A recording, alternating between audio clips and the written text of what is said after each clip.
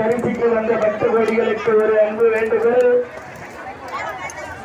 தங்களுடைய உரிமைகளையும் பொருட்கள் அனைத்தையும் பத்திரமாக பாதுகாத்துக் கொள்ளும்படி உங்களை அன்போடு கேட்டுக் கொள்ளப்படுகிறோம். ஏன் என்று சொன்னால் பக்தர்கள் போலவே அவர்களும் தன்னோடு அணிவகுத்து வருவார்கள். கம்பல் இல்ல, கால்குள் சிலையில வந்து கம்ப்ளைண்ட் வச்சாங்க, பேக் இல்லைனால. ஆகையால உங்கள் பொருளை பத்திரமாக பார்த்துக் கொள்வது தங்களுடைய கடமையாகும்.